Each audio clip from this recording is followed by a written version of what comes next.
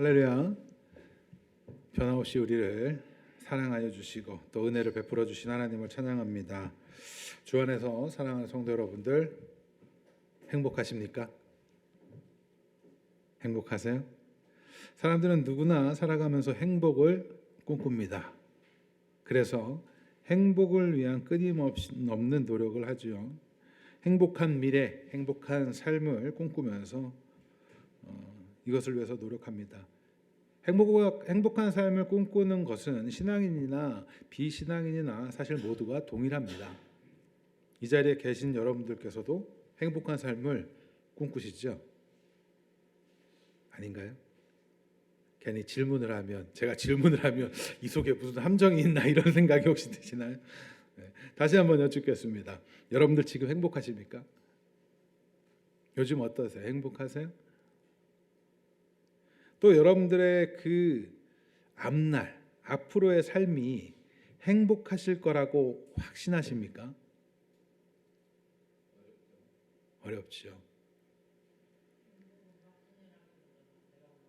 행복은 만들어가는 거예요. 잘 안 돼.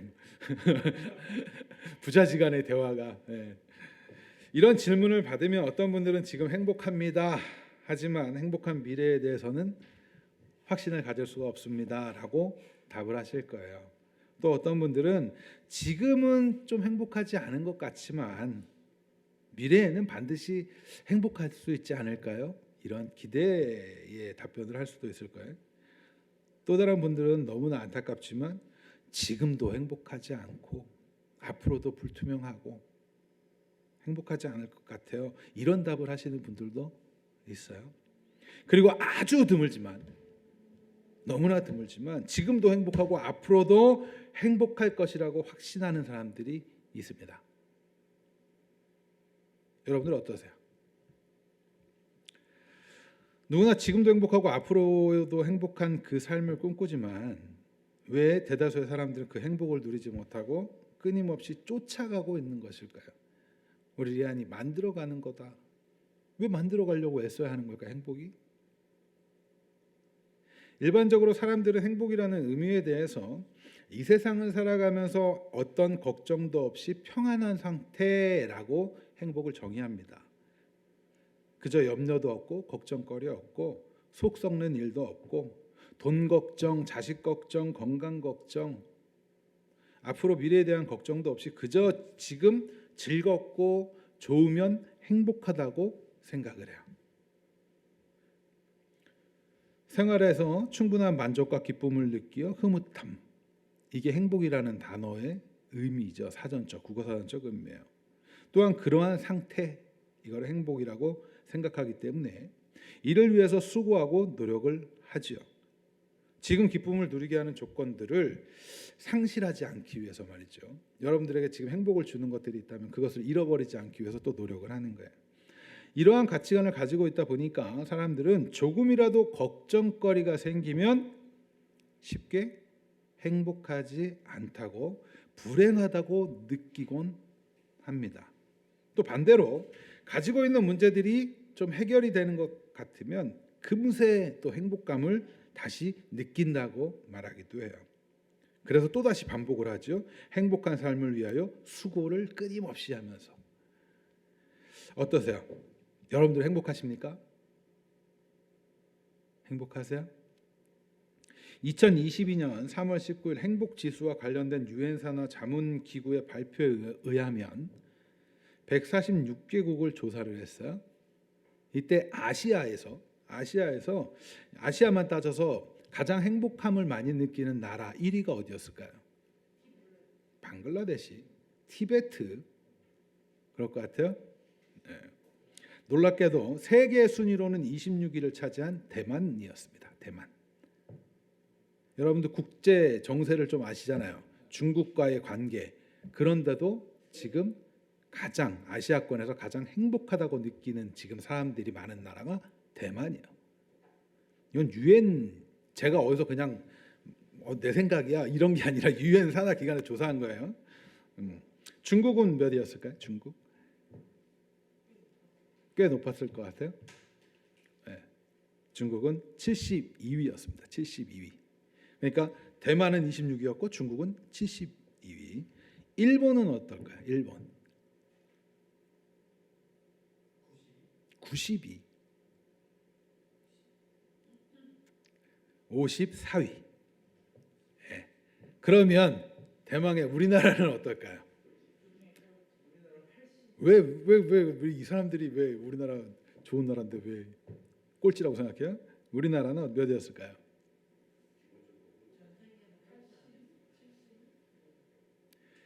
59위였어요. 59위. 네. 이런 불평이 많은 사람들을 만나 많이 올라. 59위였던 이런.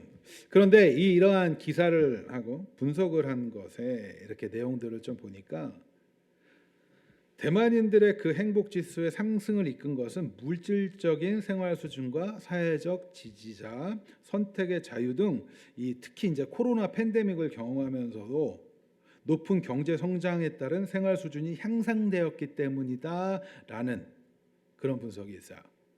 그러니까 행복함을 느끼는 것은 경제 성장과 맞물려 간다라는 그런 내용이죠. 우리나라는 마이너스 성장을 했어요. 전 세계적으로 마이너스 성장을 했죠. 그래서 마이너스를 조금 덜한 나라가 그나마 잘 버텼다라고 하는 이 시기인데, 마이너스 성장을 한 우리나라보다 이들은 성장을 했기 때문에 보다 행복함을 느꼈다, 이런 분석을 했더라고요. 이러한 분석을 보면 결국 사람들이 행복을 느끼는 것에는 이 경제 문제와 매우 밀접한 관계를 맺고 있다는 점을 알 수 있습니다. 그런데 한번 생각해 볼까요? 여러분들 1인당 GDP, 국내 총 생산량 1인당 그것이 우리나라가 높습니까? 대만이 높습니까? 우리나라가 높아요. 대만보다 높음에도 불구하고 성장하고 있는 추세를 갖고 있는 대만은 높은 행복감을 나타내고, 반대로 마이너스 성장을 하고 있는 우리나라는 보다 낮은 행복감을 수치를 나타낸다는 분석이에요. 자, 제가 왜 설교를 하면서 이런 분석을 여러분들에게 소개하고 있을까요? 일반적으로 사람들은 지금 누리고 있는 것보다 조금이라도 마이너스가 되면 불행하다고 느껴요. 행복하지 않다라고 느낍니다. 그래서 조금이라도 더 느끼면 행복을 조금 느끼게 되고, 행복 수치가 올라가고, 반대인 경우에는 그렇지 않은 거. 분명히 비교했을 땐 우리나라가 더 나은데도 불구하고.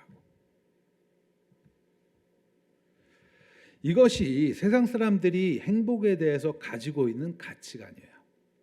그렇다면 우리는 예수 그리스도를 주로 고백하는 자들이에요. 맞습니까? 여러분들은 예수님을 주로 고백하시죠? 그렇다고 한다면 예수님을 주는 그리스도시요 살아계신 하나님의 아들이라고 고백하면서 예수님을 주로 믿고 따르는 우리는 행복에 대해서 어떠한 정의를 가지고 있어야 하는 것인가? 우리 예배 드리기 전에 우리 같이 잠깐 이야기를 나눴어요. 여러분들, 제가 왜 이런 얘기들을 자꾸 해드릴까요? 하나하나 점검하시란 말이에요. 하나하나 점검하셔야 돼요. 우리는 예수님을 주로 고백하면서 살아가는 삶을 신앙생활이라고 표현하죠.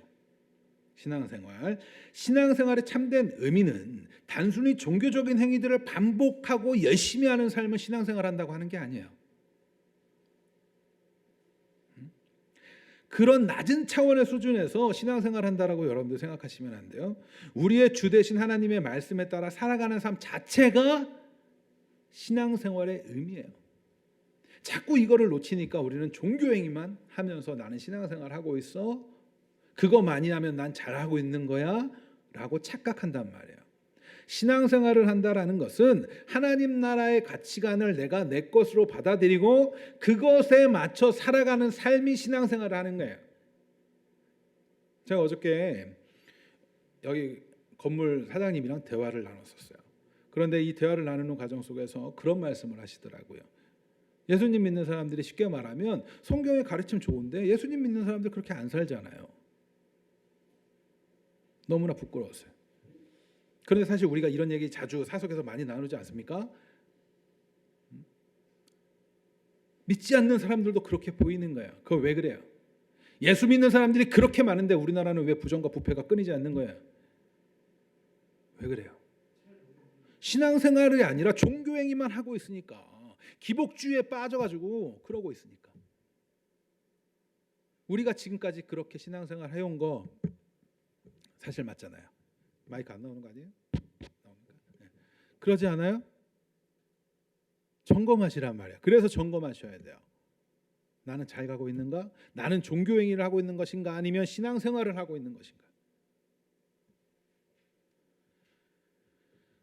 우리의 주 되신 하나님의 말씀에 따라 살아가는 삶 자체가 바로 신앙생활하는 것입니다. 설령 자신의 기준에서 이해되지 않고 납득이 되지 않고 비합리적이라고 보이고 비과학적이고 비이성적이라고 느껴진다고 할지라도 전지전능하신 하나님, 공의로운 사랑을 하시는 하나님을 전적으로 신뢰하고 그분의 말씀에 따라 온전히 헌신하며 살아가는 삶 자체가 그 삶이 바로 성도들의 신앙생활이고 성도가 누리는 참된 행복의 방식이에요. 여러분들 행복하고 싶으시죠? 행복을 원하시죠?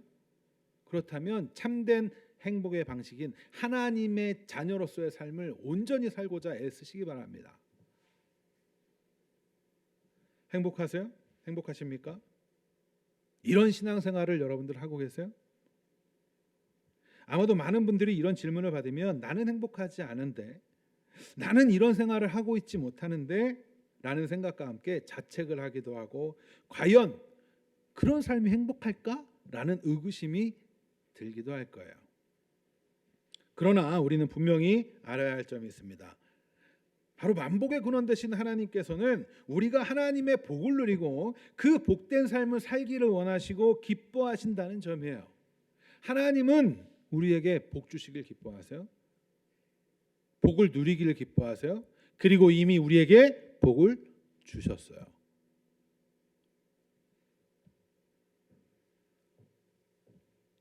하나님이 천지 만물을 창조하시고, 우리 지난 시간에도 살펴보지 않았습니까? 창세기 말씀에서 창세기 앞부분에 나오잖아요. 하나님이 복을 주시고 생육하고 다 복을 주셨단 말이에요. 하나님의 복이신 그 하나님께서 그 복이 차고 흘러 넘쳐져서 흘러나오는 거란 말이에요.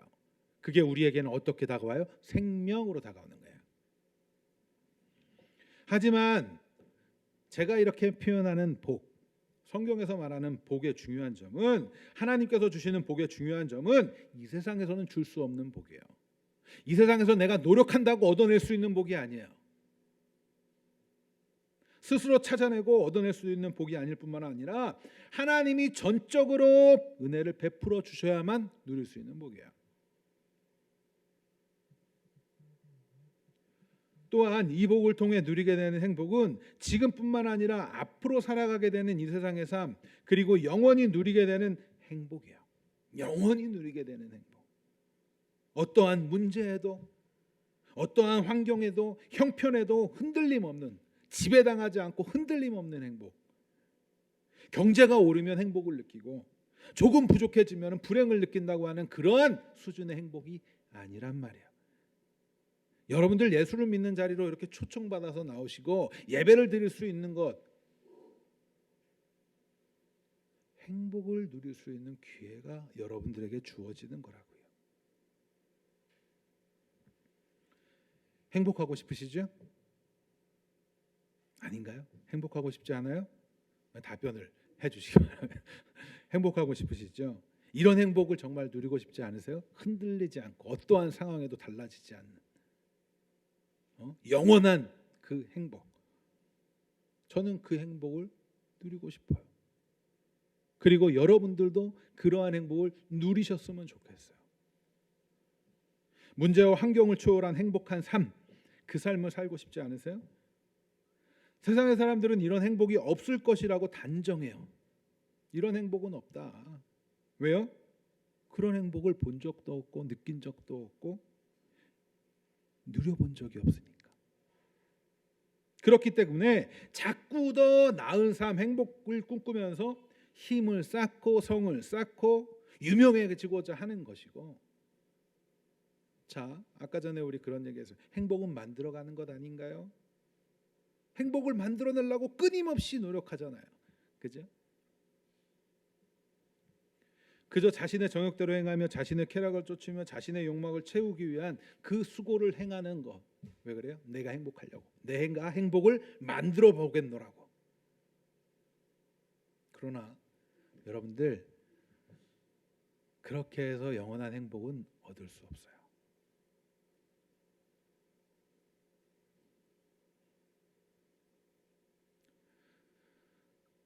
몇 조가 있으면 행복하겠죠. 많은 요즘 우리 젊은 친구들이랑 얘기하다 보면 돈 많이 버는 게 최고니까 요즘 친구들. 물론 어른들도 여기는 자유롭지 못하죠. 돈 있으면 행복할 것 같아요. 그런데 사람은 나보다 조금 더 가진 사람을 보면서 상대적 박탈감을 느껴요. 그게 인간이야. 그러한 시도는 성경에서 증언하고 있는 바와 같이 이내 사라져버릴 것들에 불과해요. 그걸 쌓겠다고 그것이 행복이라고 생각하면서 그걸 쫓아가는 거 안타깝습니다. 제 아무리 화려한 성을 쌓고 힘을 쌓는다 할지라도 오늘 본문에서 말하는 이 네피림, 거인족, 명성 있는 용사라고 할지라도 그들의 모습 다른 사람들이 보면 부러웠겠죠. 강하고 멋져 보였을 거예요.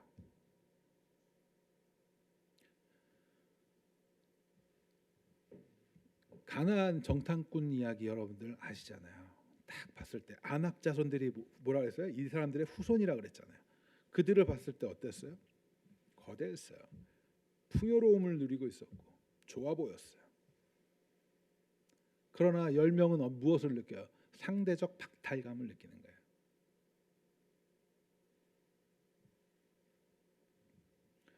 그런데 과연 성경에서 말하는 그 행복을 그들이 누리고 있던가요? 출애굽기를 읽어보신 분들은 아시겠지만 당시의 세상에서 가장 위대한 힘을 가지고 있던 사람이 누굽니까? 파라오죠. 고대 이집트의 왕이었어요. 파라오. 한번 생각해 보세요. 그의 힘과 명성, 부는 세상에서 최고였어요. 오늘 본문에는 훗날 쓴 거잖아요. 훗날. 그 훗날 이 이집트 생활을 했던 모세가 훗날 쓰잖아요. 이집트의 왕보다 지금 이 사람들이 더 컸을까요? 부족장들의 이때는 그죠? 그 시대의 사람들을 보면서 썼을 때 부족장들이란 말이에요. 이 사람들의 차원을 넘어서는 사람이 쉽게 말하면 파라오였잖아요. 최고의 권력자였고. 그런데 그가 어떻게 돼요? 행복하던가요? 성경에서 말하는 세상 사람들이 말할 때 그 조건을 안 갖추고 있었나요? 행복한 조건 안 갖추고 있었어요? 돈 있었고 힘 있었고 자신의 한마디면 모든 것이 해결될 수 있는 그러한 막강한 권한을 가지고 있었고 우리가 생각하고 쫓아가는 행복 그건 거 아니에요? 세상 사람들이 쫓아가는 행복, 누리고 싶은 행복 그거 아니에요? 그런데 성경은 그것을 행복한 것이라고 말하지 않습니다. 진정한 왕이신 하나님께서 10가지 재앙을 내리셨을 때 그 앞에서 그 힘은 무용지물이에요. 아무것도 할 수 없어요. 그런데 그거를 만들어내겠다고 내가? 하나님께서 은혜를 거두시면 아무것도 아닌 것들을 추구하며 살아가는 삶은 결국 비참함을 경험할 뿐이에요. 비참함을 경험할 뿐이라고요. 제 아무리 힘과 명성, 화려한 성을 쌓으며 행복을 꿈꿀지라도 만복의 근원 되신 하나님의 복이 없다면 무용지물이라고요. 따라서 신앙 있는 우리는 먼저 확실하게 알아야 될 것은 행복은 만복의 근원 되신 하나님의 은혜라는 점이에요. 오직 하나님만이 채워주실 수 있어요. 하나님께서는 이러한 사실을 깨닫게 해주시기 위해서 특별한 은혜를 베풀어 주셨습니다. 그래서 그것이 지난 시간에 살펴본 바와 같이 그러나 은혜라는 제목으로 나눴던 첫 번째 시간에 나눴던 그 은혜로 시작을 해요. 본문을 통해서 알 수 있었던 은혜가 무엇이었습니까? 바로 하나님께서 본문 5절에서 말하는 사람의 죄악이 세상에 가득함과 그의 마음으로 생각하는 모든 계획이 항상 악함을 보시고 안타까워하시며 애통해하시고 다시금 새롭게 하시겠다는 그 새로운 창조의 계획을 가슴에 새기신 거예요. 이것이 하나님께서 항상 악한 땅 위의 사람들을 보시며 한탄하시고 근심하셨다의 의미라고 지난 시간에 배웠지요. 그냥 단순히 아유 가슴 아파, 아유 내가 후회해, 저것들 괜히 만들었어, 이런 게 아니란 말이에요. 아시겠죠? 5절과 6절 다시 한번 읽도록 하겠습니다. 5절과 6절 같이 읽습니다. 시작. 여호와께서 사람의 죄악이 세상에 가득함과 그의 마음으로 생각하는 모든 계획이 항상 악할 뿐임을 보시고 땅 위에 지으셨음을 한탄하사 마음에 근심하시고. 이 구절이 단순히 하나님께서 사람들의 죄를 지은 것도 예상하지 못하는 그러한 무능한 신을 나타내는 구절이 아니란 말이에요. 마치 우리가 그냥 이렇게만 보면 그런 느낌이잖아요. 아니, 인간이 타락할 것도 모르신 거야? 그래서 후회도 하시는 거야? 그렇게 성경을 곡해서는 안 돼요. 만복의 근원이 되시며 공의로운 사랑을 하시는 분이시기 때문에 반드시 창조 전에 계획하신 새로운 창조를 하시기 위해서 필연적으로만 하셔야 하는 방법이 뭐예요? 심판이잖아요. 맞죠? 심판이라는 것을 우리는 너무 그냥 죄를 멸할 거야 라는 정도로 이해하시면 안 돼요. 심판은 하나님의 공의가 드러나는 거예요. 또 한편으로는 하나님의 은혜가 드러나는 거예요. 사랑과 공의가 동시에 담겨져 있어요. 판결을 이제 실질적으로 내리시는 거란 말이에요. 심판을 행하셔야 돼. 왜? 새로운 창조를 하시기 위해서는 이 죄의 문제가, 하나님과의 관계의 문제가 해결되지 않으면 안 되기 때문에 그래요. 그 방법이 심판이란 말이에요. 그 심판을 행하실 때에 하나님께서는 가슴에 사무치도록 새기시는 거예요. 다시 한번, 비록 심판이라는 초강수를 두시지만 하나님의 그 심정은 그토록 안타까워하시는 거예요. 애통해하시는 거예요. 이렇게 해도 모르는 그들에게 너무나 우리의 인간의 측면에서는 그러한 인격적 대우를 해주시면서 하나님 이렇게 오래 참으시고 해주시는 게 하나님의 심판 안에 담겨져 있는 은혜입니다. 간혹 이런 질문을 하시는 분들이 있습니다. 성경에서 말하는 하나님의 심판을 하나님께서는 그저 심판하시는 신이라면, 하나님께서 그 심판하시는 신이라면 어떻게 그분이 사랑입니까? 우리 나오는 노아의 홍수 문제도 그렇게 다 쓸어버릴 거면 그게 어떻게 사랑의 하나님입니까? 하나님이라면 무조건 용서해 줘야 하는 것 아니에요? 라는 질문 하잖아요. 우리 똑똑한 청년들이 그런 질문 자주 해요. 그런데 이런 생각을 해보는 것이 매우 중요합니다. 여러분들이 잘못을 했어요. 어릴 때 잘못을 했어요. 그거를 행할 때 부모님들이 어떠한 마음으로 자녀를 교육하나요? 훈육하나요? 이놈 내가 오늘 때려 이러면서 혼냅니까? 잘못된 길로 가지 않았으면 하는 애통하는 마음으로 가죠. 그렇죠? 그렇지 않으세요, 권사님? 그러한 마음으로 혼내시지 않으셨어요? 안 혼내셨나? 애통하는 심정으로. 잠시 제가 저의 옛날 얘기를 한번 해드리도록 하겠습니다. 제가 한 초등학교 국민학교 시절이죠. 저는 5학년 때쯤 일이에요. 제가 제 저금통에 있던 돈을 제 건데 털어가지고 오락실을 갔어요. 아마도 늦게 왔겠죠. 그리고 와서 거짓말은 안 했던 기억이 나는데 어찌됐든 간에 이 일로 인해서 너무나 사랑이 많으신 우리 어머니께서 저를 사정없이 매질을 하셨습니다. 저는 사실 맞아본 적이 별로 없어요. 안 맞고 자랐는데 그때 한 2번 정도 맞았던 기억을 제가 정확히 기억하고 있어요. 그때 매질을 당했어요. 어떤 매로 맞았는지도 전 기억이 나요. 그런 정도로 맞을 거면 뭐 맞은 겁니까? 그 옛날에 이렇게 옆으로 쓰는 나무 굵은 거 있죠. 이렇게 있어요. 도끼비처럼 생긴 빗자루 굵은 거. 그게 우리 집에 있었는데 그걸로 제가 맞았던 기억이 나요. 네. 그런데 밤에 이제 맞았으니까 어리니까 아플 거 아니에요. 아프고 울다가 잠들었겠죠. 그런데 뭔가 따끔따끔해요. 근데 그때 봤어요. 우리 어머니께서 눈물을 흘리면서 약을 발라주시는 걸 봤어요.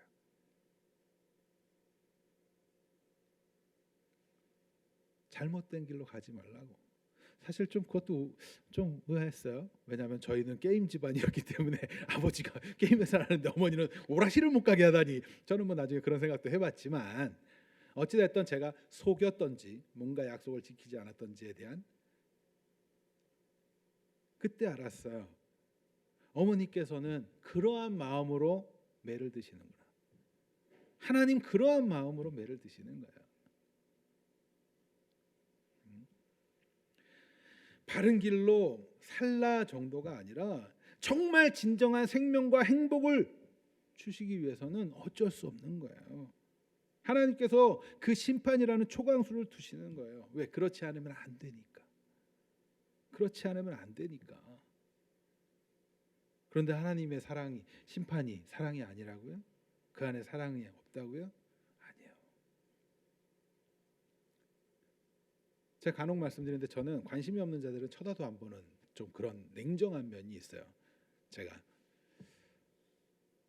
근데 관심 있는 자들에게는 잔소리도 많이 하고 틀렸으면 틀렸다고도 얘기하고 그렇게 해서 안 된다고도 얘기하고.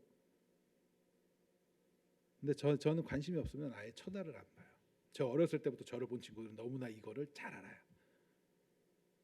하나님도 그러시지 않을까요? 하나님은요, 하나님의 자녀들에게만 관심 있습니다. 이 소식을 들었으면 돌아오는 자들에게 관심이 있어요. 하나님의 심판은 사랑이에요. 믿는 자들에게는, 믿게 되어진 자들에게는 사랑이라고요. 진정한 복을 주시기 위한 사랑. 그렇기 때문에 하나님께서는 바로 직결 심판 내리는 것이 아니라 어떻게요? 120년이라는 시간 동안 말도 안 되는 일을 시키시면서까지 하나님께서 택하시고 은혜를 베풀어 주시고 동행하여 주신 그 노아를 통해서 하나님의 뜻을 선포하시는 거예요. 은혜죠. 그 기회를 허락해 주시잖아요. 이런 은혜, 그게 지난 시간에 우리가 나누던 내용이에요. 이런 은혜 본문을 통해서 알 수 있는 오늘, 그러나 은혜로 다시금 이제 연결이 되어져 가요. 8절 말씀 같이 읽겠습니다. 8절 시작. 하나님께서는 스스로 왕이 된 인간 그 악함과 연약함을 마음에 새기시고 또다시 은혜를 베풀어 주셨어요. 누구를 통해서요? 바로 노아를 통해서. 오늘 한번 생각해 볼게요. 오늘날도 우리 악하죠. 여러분들 이 세상 보면서 정말 악하다는 생각 많이 하잖아요. 또 그뿐만 아니라 우리 자신을 보면서 너무나 악하다는 생각 들지 않습니까? 예수 믿는다고 하는 자들도 이렇게 악한 행동을 많이 하고 살아가잖아요. 그런데 하나님이 만약 노아를 택하시지 않으셨다면 그 복음이 오늘날 우리에게까지 펼쳐질 수 있었을까요? 그러니까 성경의 이야기를 그저 옛날 이야기로 생각하시면 안 돼요. 그로 인해서 오늘날 우리에게 어떻게 그 은혜가 펼쳐지는지까지 여러분들이 자꾸 묵상을 하시는 훈련이 필요해요. 그래야 그때 그 말씀이 오늘날도 동일하게 역사하시는 그 하나님의 은혜가 우리들 가운데 가슴을 뛰게 한단 말이에요. 하나님의 심판에 대해 생각할 때 기억해야 할 점은 단순히 심판을 멸망하는 것으로 생각하지 않는 거예요.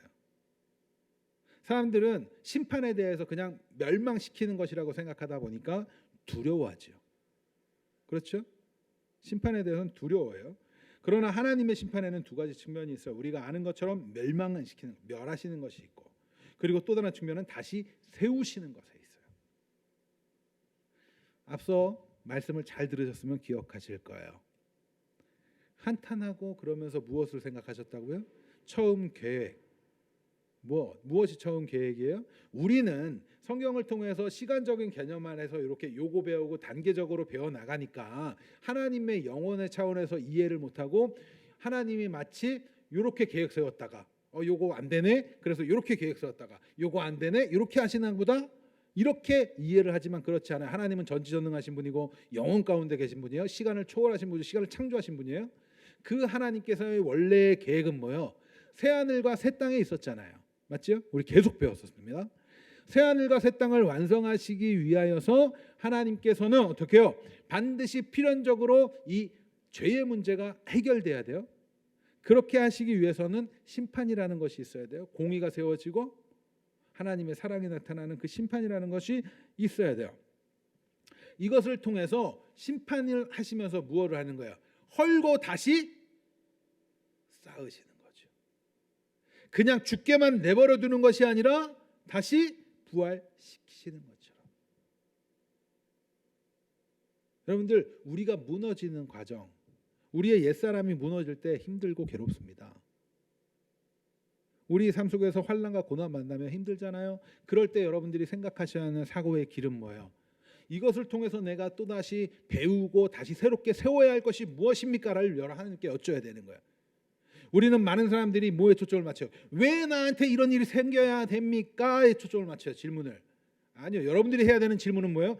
이것을 통해서 하나님, 내가 무엇을 바꿔야 합니까? 뭐를 새롭게 하시려고 하십니까?에 대한 기대심을 갖는 거예요. 여러분들 삶 가운데 문제가 있어요? 환난 가운데 계십니까? 그것을 통해서 이제 내가 다시 새롭게 바뀌어져야 할 것이 무엇입니까를 차근차근 점검하시기 바랍니다. 그것을 알게 되면 그러한 환난들 속에서도 하나님이 주시는 행복함을 느끼게 돼요. 왜? 기대가 생기거든요. 내가 조금 더 하나님을 닮아가고 예수 그리스도의 모습을 조금 더 닮아갈 수 있는 길로 나아가게 되거든요. 우리의 소원은 무엇입니까? 성도로서의 우리의 소원은 뭐예요? 하나님을 영화롭게 하는 거 아니에요? 하나님을 즐겁게 하는 거 아니에요? 하나님을 즐거워하는 거 아니에요? 우리가? 그렇다면 우리는 예수를 닮아가야 돼요. 하나님을 닮아가는 거예요. 그러기 위해서는 우리가 나의 옛사람과 끊임없이 싸워가며 그것이 떨어져 나가야 돼요. 그것을 여러분들 기억하시기 바랍니다. 하나님께서는 이러한 계획을 창세전부터 세우셨어요.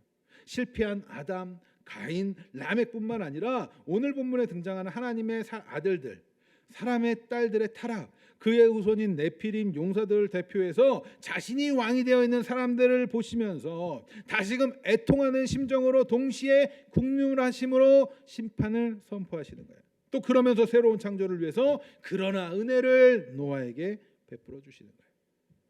그냥 노아에게 그 은혜가 있었더라. 여러분들 그렇게 기억하시면 안 돼요. 그 은혜가 오늘날 우리에게 어떻게 이어지는지.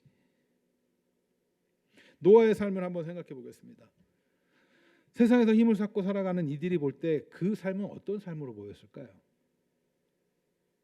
120년 동안 방주를 짓고 비도 내리지 않는데 홍수를 이야기하며 그러한 삶이 어땠을까요? 바보 같았겠죠. 한심했겠죠. 세상의 가치 기준으로 볼 때는 그 인생은 참으로 비참한 인생이에요.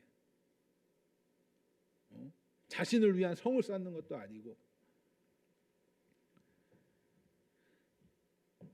자신의 일생의 수많은 시간을 말도 안 되는 짓을 했어야 됐어요. 120년에 걸쳐서 세상에서 힘을 쌓고 살아가는 이들에게 진정한 행복이 무엇인지를 선포하는 삶을 그들은 살아가지만 세상 사람들에게는 그저 조롱과 희롱당하고 어쩌면 미친 사람 취급을 당했을 거예요. 그런데 그는 그럼에도 인내하지요. 여러분들도 아시겠지만 세상에서 사람들과 다른 길을 걸어가면 그 사람을 조금 다른 시선으로 보죠. 좀 미친 거 아니야? 이렇게 봅니다. 어리석은 사람처럼 보이고 한심한 사람처럼 보이고. 여러분들 예수 믿는 자들은 좀 이 사실을 좀 알아야 돼요. 예수 믿는 건 세상 사람들과 똑같은 길을 걷는 게 아닙니다. 그래서 그들이 볼 때는 한심하고 바보스럽고 이상한 사람들처럼 보이는 게 정상이에요. 그렇다고 해서 어디 흔히 어디 정신줄 놓은 사람처럼 그러고 다니라는 얘기가 아니잖아요. 세상과는 다른 가치 기준을 가지고 이 세상을 살아가라는 거예요. 그렇기 때문에 세상 사람들은 그들을 보면서 손가락질할 수밖에 없어야 되는 거예요. 세상 사람들이 나를 너무 좋아해요? 그건 내 삶에 문제가 있는 거예요. 어쩌면 그리스도인답게 살고 있지 않다라는 증거일지도 몰라요.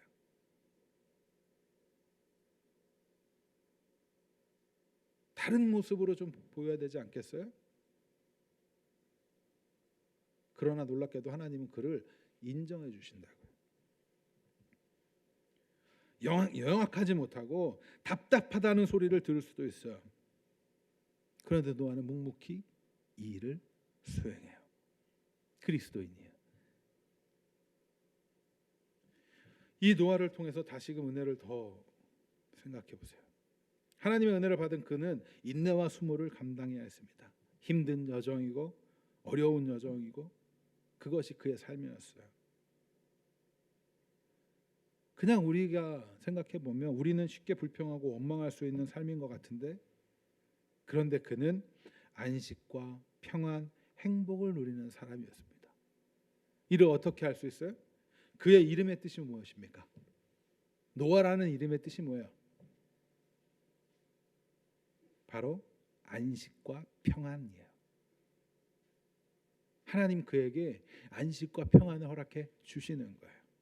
세상은 알 수 없는, 참 아이러니하지 않습니까? 그의 120년의 삶의 세상의 기준에서 볼 때는 행복하지 않고 이상한 삶이고 손가락질 받는 삶이고 비웃음 당하는 삶이고 비참한 삶인데 답답한 인생을 사는 것 같은데, 그는 그 안에서 안식과 평안, 행복을 누려요. 그게 그리스도인의 삶이어야 돼요. 자꾸 세상에서 내가 누리고 싶은 복도 누리면서 하나님이 주는 복도 누려야지, 이런 생각으로 하나님을 믿지 마세요. 그건 이용하는 거예요. 그가 120년의 긴 시간을 방주를 지으며 수모를 당하고 인내하는 삶을 살아가면서도 안식, 평안이라는 이름을 가지고 살아갈 수 있었던 이유가 뭐예요? 바로 하나님께서 은혜를 베풀어 주셨기 때문이에요. 하나님께서는 뿐만 아니라 그저 그냥 야 내가 다 쓸어버릴 거거든, 심판할 거거든, 그러니까 너는 방주를 쌓아, 딱 그러고 나 몰라라 하시는 분이 아니라 하나님 어떻게 하셨어요? 변함없이 끊임없이 그와 동행하여 해 주셨어요. 하나님께서 동행하여 주셨다는 의미가 무엇입니까? 그의 길에 함께 하시면서 그와 함께 걸으시는 거예요. 함께 걸으셨다고. 간혹 사람들은 착각을 해요. 하나님을 그저 저 멀리 하늘나라, 저 높은 하늘나라에 계신 분으로만. 아닙니다. 하나님께서는 지금도 하나님의 자녀들과 함께 하세요. 노아는 그 하나님과 동행하는 것이 기쁨이며 평안이며 안식이라는 사실, 진정한 행복은 하나님과 함께하는 것임을 깨달은 자예요. 그렇기 때문에 성경에서 그를 당대의 의인이라고 표현해요. 8절 9절 말씀을 다시 한번 읽습니다. 8절과 9절. 9절까지 읽을게요. 시작. 노아의 족보이니라. 노아는 뭐라고요? 의인이요. 당대의 뭐라고요? 완전한 자라. 그는 뭐 했다고요? 하나님과 동행하였으며 그가 이러한 평가를 받을 수 있었던 이유, 그는 하나님의 말씀을 허투루 듣지 않았어요. 많은 사람들이 왜 예수를 믿음에도 변화하지 않는가에 대한 그 질문을 굉장히 많이 해요. 스스로도 하지만 많이 생각해봐요. 그런데 왜 그럴까요? 허투루 들으니까. 하나님 나라의 가치관을 배웠으면 그대로 살려고 애쓰고 힘써야 되는데, 그것을 살기 위해서 기도하는 것은 없고 매일 내가 원하는 것에 대한 기도만 하고 있으니까. 여러분들 진짜 기도는 정말 내가 그리스도인답게 살아가는 방법에 대한 기도 아니겠어요? 하나님이 다 들어주시는 기도는 뭐예요? 하나님의 자녀가 하나님의 자녀답게 되는 것에 대한 것을 다 들어주시는 거예요. 하나님의 백성으로 온전히 키우기 위해서.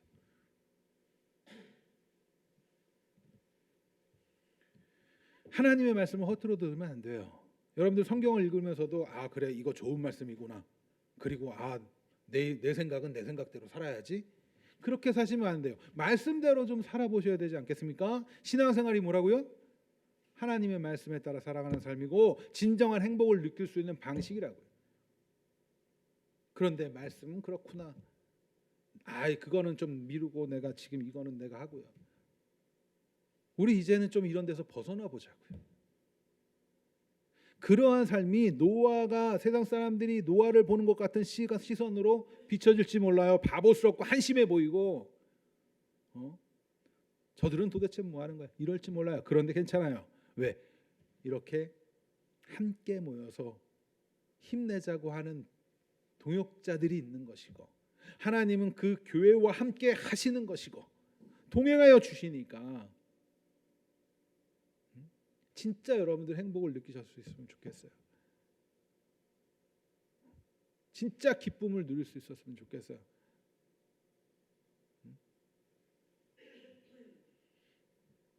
하나님의 말씀을 기억하고 하나님의 말씀에 따라 순종했어요. 방주를 지으라고 말씀하시니까 방주를 짓는 거예요.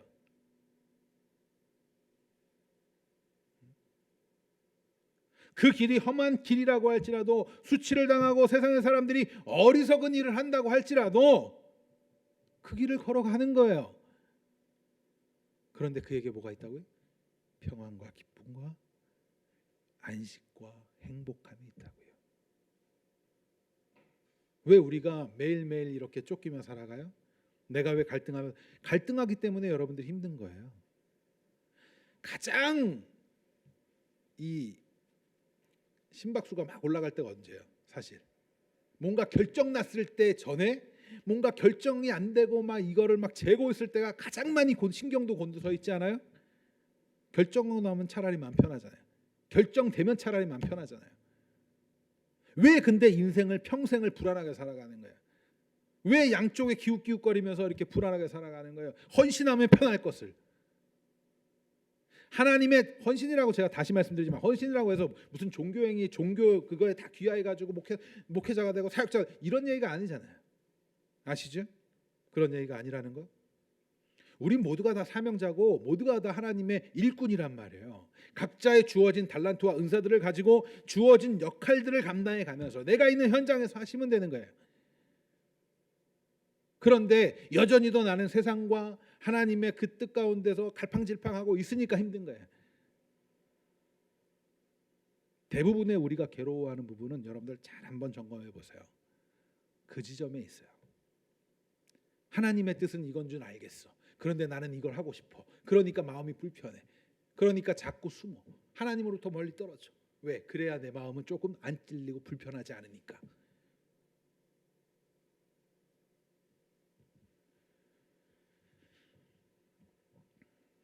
노아는요, 수치를 당하고 세상 사람들이 어려운 일을 한다고 비난할지라도 그 길을 걸어갔어요. 왜요? 그가 깨달은 바는 하나님을 경외하며 하나님의 말씀을 따라가는 삶이야말로 세상은 알 수도 없고 줄 수도 없는 기쁨이라는 것을 느끼고 있었기 때문이에요. 평안이요 안식이요 행복이라는 사실을 느끼고 있었기 때문이에요. 여러분들도 그런 평안을 누리실 수 있길 간절히 소망합니다. 여러분들도 그런 기쁨이 차고 넘치길 간절히 소망합니다. 그렇기 때문에 하나님께서는 이 노아를 의인으로 여겨주시는 거예요. 당대의 완전한 자라고 평해 주시는 거예요. 물론 이런 사실을 알게 되는 것은 당연히 하나님의 은혜가 있었기 때문이죠. 하나님의 은혜가 있지 않으면 이런 일은 발생하지 않아요. 하나님의 은혜를 입는다는 것, 이것은 은혜를 입은 자들만이 느끼게 되는 안식이고 평안이고 행복입니다. 그래서 세상은 알 수가 없어요. 은혜를 입으면 비로소 느끼게 돼요.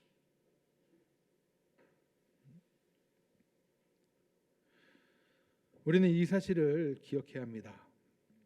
우리가 예수님을 영접하게 되고 믿게 되었다는 의미는 노아와 같은 그 은혜를 입었다는 의미예요. 세상은 알 수도 줄 수도 없는 그 참된 안식과 평안, 행복을 깨닫고 알게 된 자들이 되었다는 그러한 생각을 좀 여러분들이 이제 좀 가슴에 새기시기 바라요. 여러분들이 예수를 믿는다면. 노아의 삶, 겉으로 보여지는 노아의 삶은 어리석은 삶이고 안타까운 삶이에요. 겉으로 보여지는 삶은 그 겉으로 보여지는 삶 이면에는 그런데 진정한 하나님의 은혜와 행복을 누리는 삶입니다. 이런 노아의 삶, 이런 삶은 비단 노아만 살아간 삶이 아니에요. 구약에 나타난 선지자들의 삶을 한번 떠올려 보세요. 그들이 편안했나요? 세상의 기준으로 볼 때 그들은 편안했어요? 아니요.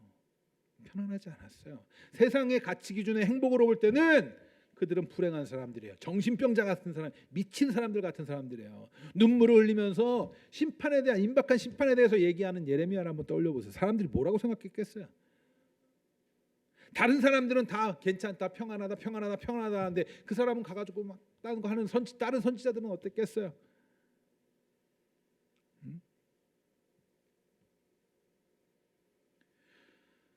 무엇보다 하나님의 은혜를 세상에 보이시고 평안을 전하시고 안식을 전하시고 행복을 나타내 보이시는 예수님의 삶을 떠올려 보세요. 노아의 삶에서 예수님의 삶이 그려지지 않아요? 그려지지 않아요? 그 비참함을 경험한 선지자들의 삶에서 예수님의 삶이 보이지 않아요? 예수님의 삶이 어떤가요? 예수님의 삶을 정말 한번 떠올려 보세요. 예수님은 모든 것을 다 누리실 수 있고 모든 것을 하실 수 있는 분이에요. 그렇죠? 그런데 세상의 눈으로 봤을 때 정말 저 사람은 능력 있고 그런 사람이기 때문에 왕이 되면 좋겠는데 그거 거절하니까 어떻게 돼요? 죽여버리는 거예요. 왜? 저런 위대한 사람이 우리의 왕이 되어야 하는데, 그래서 로마의 제국을 뒤집어 엎어야 되는데, 근데 예수님 어떻게 하셨어요? 그들로부터 떠나셨어요. 예수님의 삶은 진정한 비참을 경험한 삶이에요. 그렇죠. 피조물에 의해서 죽임을 당한다. 얼마나 비참한 삶이에요. 예수님이 공생의 사역을 시작하면서 맨 처음 뭐라고 외치셨습니까? 회개하라 했어요. 그 당시에 유대 율법주의자들은 무슨 생각했을까요? 바리새인들 무슨 생각했을까요? 내가 지금 이렇게 의로운 삶을 살아가고 있는데 무슨 회개가 필요해 하지 않았겠어요? 그들의 눈에서 봤을 땐 뭐였을까요? 저런 미친 사람 아니었겠어요? 예수님의 삶이 노아의 삶과 닮았어요. 선지자들의 삶이 예수님의 삶과 닮았어요. 우리 역시 마찬가지예요. 우리가 예수를 믿는다는 건 세상과는 다른 길을 걸어가는 겁니다. 여러분들 세상과 다른 길을 걸어가세요. 그리고 세상에 자꾸 눈 돌리지 마세요. 그들이 복이라고 추구하는 것들을 나도 얻어내 보겠다고 하나님 이용해서 그거라도 좀 얻어보고 그러려고 이제는 그 자리에서 이제는 벗어나셔야 돼요. 우리는 자라가야 됩니다. 성장해야 돼요. 에베소서에 보면 그런 얘기 나오죠. 자라가란 말이에요. 언제까지 그들 옛날 그렇게 있을 거예요. 자라가셔야 돼요.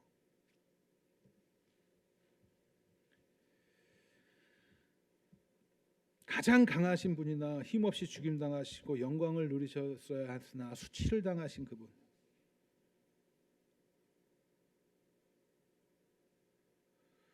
그 예수님의 고귀한 희생은 그런데 놀랍게도 우리에게 그와 동행함으로 느끼게 된 평안과 기쁨과 안식을 허락해 주세요. 진정한 행복을 느끼게 해주세요. 그래서 여러분들 예수를 잘 믿으셔야 돼요. 세상은 줄 수 없는 진정한 행복, 그거를 주세요. 여러분도 행복하기 원하십니까? 흔들리지 않는 아까 극소수에 불과한 지금도 행복하고 영원히 행복한 그 삶으로 나아가고 싶으세요? 그렇다면 하나님과 동행하시는 삶을 더욱더 간절히 추구하고 살아내시기 바랍니다. 하나님의 은혜를 기억하세요. 흔들림 없는 영원한 행복을 누리고 싶다면 더욱더 예수님을 붙드시기 바랍니다. 그와 함께 가는 것, 주와 함께 길 가는 것 즐거운 일 아닌가? 그러한 삶을 여러분들 좀 찬양할 때도 그러한 찬양할 때 정말 여러분들의 가슴이 뛰어서 그 한 표현 하나가 여러분들의 가슴을 뛰게 하는 그러한 삶을 살고 싶지 않으세요?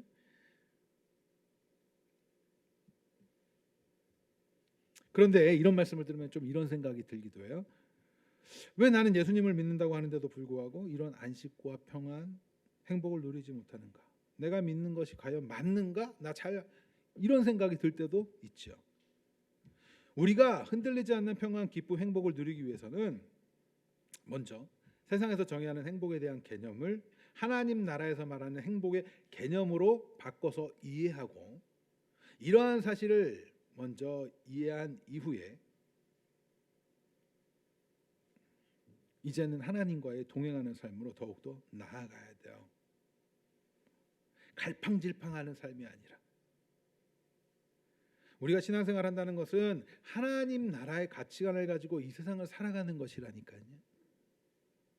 그러기 위해서 여러분들 하나님의 나라의 가치관에 대해서 잘 배우셔야 돼요.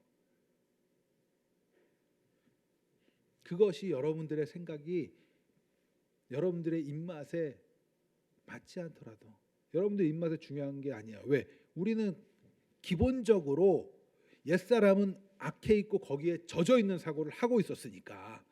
맞죠? 그러니까 그게 좋은 게 아니라고요. 근데 그걸 벗겨내는 데는 힘들어요. 부서지니까 힘들어요. 아파요. 근데 그거 경험하셔야 돼요.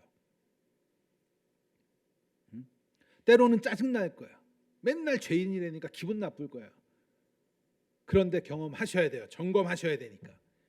그리고 내가 이건 죄인이라고, 제가 죄인, 우리 교회 안에서 죄인이라는 표현은 단순히 어떠한 도덕적, 법적인 걸 어겼어의 죄인 이런 표현 아니잖아요. 그죠?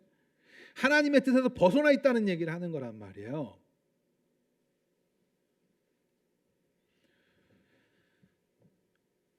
이러한 가치관이 세워지기까지 우리는 흔들림을 경험할 수밖에 없어요.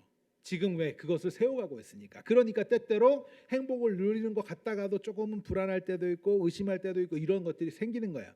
그러기 때문에 우리에게 필요한 게 뭡니까? 하나님께서 은혜를 베풀어 주시는 방법, 기도하는 거야. 기도할 수 있는데 기도하는 거예요. 성령의 충만함을 구하는 거예요. 기도는 단순히 내 뜻을 이루어 주세요가 아니라고요. 하나님의 뜻이 이루어지기를 소망하는 거잖아요. 여러분들 기도에 대해서 잘 생각이 안 나고 내가 나의 기도가 잘하고 있는가 이런 걸 점검하실 때 무엇 떠올리면 제일 좋아요? 주님께서 가르쳐 주신 기도.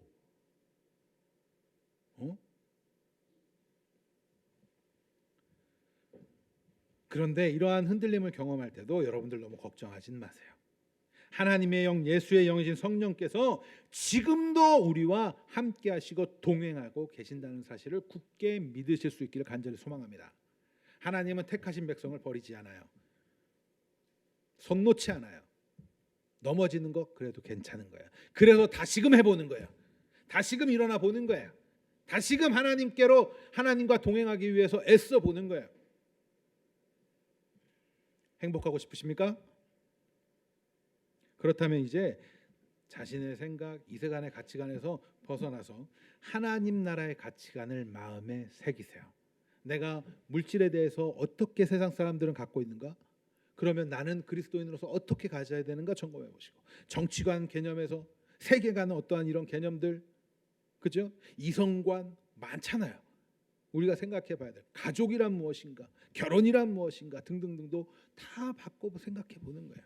그리고 차근차근 맞춰가는 거예요. 자, 이럴 때 가족이 전체가 행복할 수 있는 방법을 알려드릴게요. 가족이 다른 생각을 하면 서로 다른 길을 걷고 서로 다른 생각을 하면 힘들어져요. 다툼이 일어나겠죠. 맞습니까? 나는 왼쪽으로 가려고 하는데 남편은 자꾸 오른쪽으로만 가재. 그럼 어떻게 되는 거예요? 멀어지는 거예요. 같은 뜻을 바라보고 하나님의 뜻을 맞추면서 초점을 맞추고 그 길로 우리 함께 걸어가 봅시다 해야 어떻게 돼요? 서로 양보하고 이해하고 용서하고 화해하면서 내가 먼저 낮아지다 보니까 같이 더불어서 기뻐지는 거예요. 우리 부모님과 자녀 관계도 마찬가지예요. 며느리와 시어머니 관계도 마찬가지예요. 손주와 할머니의 관계도 마찬가지예요. 니들은 나한테 무조건 맞춰야지 그런 거 없어요. 같이 해가는 거예요. 그래, 우리 같이 한번 뜻을 모아서 하나님의 나라의 가치관에 맞춰서 함께 걸어가 볼까? 우리 너 힘들지? 너 어렵지? 그럴 때 격려해주고 괜찮아, 우리 같이 한번 해보자. 그렇게 해보는 거예요. 그리고 교회가 모여서 이렇게 또다시 해보는 거예요. 우리가 지치지 않아야 되는 건 일을 열심히 하는 게 아닙니다. 하나님의 백성으로 자라가는 거에 지치지 않아야 돼요. 저는 우리 대표기도 이렇게 돌아가시면서 하실 때 그 기도 속에서 참 은혜를 많이 받아요. 적어도 그 기도를 준비하실 때 진실된 마음으로 하나님 앞에 그 말씀을 준비했을 거라고 생각하기 때문에 정말 그 기도대로 되어지길 간절히 소망해요. 그런데 중요한 건 기도를 했으면 그대로 움직이세요. 여러분들 대표 기도자가 대표를 하잖아요. 그거는 우리의 기도를 모아서 한다라는 마음인 거예요. 저거는 저 대표 기도자가 한 기도지 나하고는 상관없지가 아니에요. 맞아, 우리도 그렇게 해야지. 여러분들 설교 말씀이 다 기억 안 나면 기도한 기도 내용이라도 기억하셔서 일주일 내내 그걸 같이 기도하세요. 자꾸 그렇게 해보는 거예요. 그리고 이제 말씀에 따라서 그 발걸음을 옮겨가는 거예요. 여러분들의 가치관 점검하시고 이제 하나님의 말씀에 따라가는 거예요. 그러할 때 더욱더 풍성히 행복을 누리게 되는 거예요. 무엇보다 여러분들이 소망을 가지고 확신을 가져야 되는 건 뭐예요? 우리에게는 영원한 하나님의 나라, 행복한 그 행복의 나라가 약속되어 있잖아요. 왜? 예수 믿으니까. 근데 뭐가 이 땅에서 이렇게 올라갔다 내려갔다 하는 거예요? 흔들릴까요? 이제는 힘들 때 주를 바라보세요. 힘들 때, 괴로울 때 주님을 보는 거예요. 땅을 보고 열심히 걷는 것 같다가 잘못 갔을 때 다시금 주님을 보는 거예요. 하나님을 떠올리는 거예요. 말씀을 기억하는 거예요. 성도에게 진정한 행복은 하나님의 심판 가운데서 더욱 빛이 납니다. 왜 그래요? 하나님의 심판 속에서도 하나님의 은혜는 계속되어 있기 때문에요. 반드시 영원한 평안과 안식과 기쁨과 행복으로 인도하시기 때문에 그래요. 기대가 되십니까? 그거 기대하세요. 여러분들이 지금까지 이 땅에서 수고하고 노력해서 얻어냈던 그 행복, 그 수준을 뛰어넘는 진정한 자유와 평안과 기쁨이 있단 말이에요. 안 믿기시나요? 있습니다. 있어요. 우리 선배 신앙인들이, 성경에 기록돼 나타나 있는 선배 신앙인들이 목숨을 걸고 헌신할 수 있었던 이유가 뭐예요? 그 기쁨과 평안이 있었기 때문이에요. 담대할 수 있었던 이유가 뭐예요? 하나님이 동행하셨기 때문이에요. 그 은혜가 있었기 때문이에요. 하늘에 대한 산소망을 붙들고 있었기 때문이에요. 그들에게 역사하신 그 하나님, 지금도 동일하신 하나님이에요. 여러분들에게 찾아오신 그 하나님, 동일하신 분이에요. 그 은혜 베풀어 주실 줄 믿습니다. 그것을 위해서 여러분들 기도하세요. 주 안에 사랑하는 성도 여러분, 아직도 행복을 세상에서 말하는 행복으로 정의하고 그것을 추구하고 있는, 그러고 싶은 마음이 여러분들 드신다면 이제 그 길을 돌이킬 수 있는 은혜를 구하시기 바라요. 하나님의 말씀을 배우고 예수님께서 차고 넘치게 부어주시는 그 평안을 사모하시기 바라요. 샬롬, 진정한 평안을. 우리가 불행을 경험하는 이유는 하나님의 뜻에서 벗어나 자신이 세운 가치관을 쫓아내고 그것을 얻으려 하기 때문이에요. 그러나 진정한 행복은 오직 만복의 근원 되신 하나님께서만 베풀어 주시는 영혼에 대한 약속과 그 약속뿐만 아니라 지금 이 순간에도 우리와 발맞춰 걸어가시면서 앞서가시고 때로는 밀어주시고 손잡고 걸어주시면서 그 삶 자체야. 이것을 신앙생활이라고 하는 것이고 복된 삶이라고 하는 것이고 행복한 삶이라고 하는 겁니다. 이때 우리는 하나님의 말씀에 따라서 이제 걸어가면 돼요. 세상의 것이 아닌 하나님 나라의 소망을 품고 살아가는 삶을 살아간다면 그 인생 누가 책임질까요? 하나님이 나를 따르라 했는데 우리가 따라가요. 그러면 누가 책임지겠어요? 하나님 책임지시겠죠. 왜 우리가 그것을 걱정하고 염려합니까? 하나님이 책임지는 인생 행복하지 않겠습니까? 아니에요. 그래도 난 내 인생 내가 책임질래요. 그런 분들에게 정말 하나님의 은혜가 임하길 간절히 소망합니다.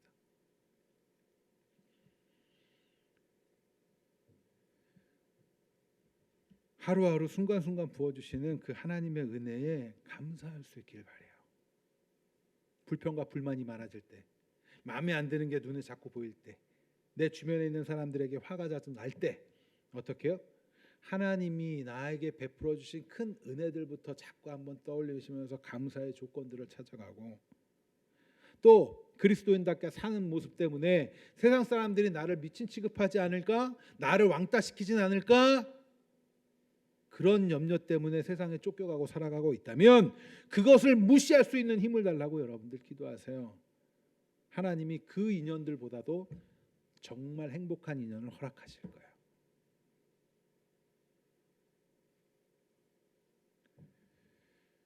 세상의 조롱과 비아냥에도 아랑곳하지 않는 더욱 풍성해지는 평안과 기쁨과 행복을 반드시 누리게 될 줄 믿습니다. 그 은혜가 우리들 가운데 임하길 간절히 소망합니다.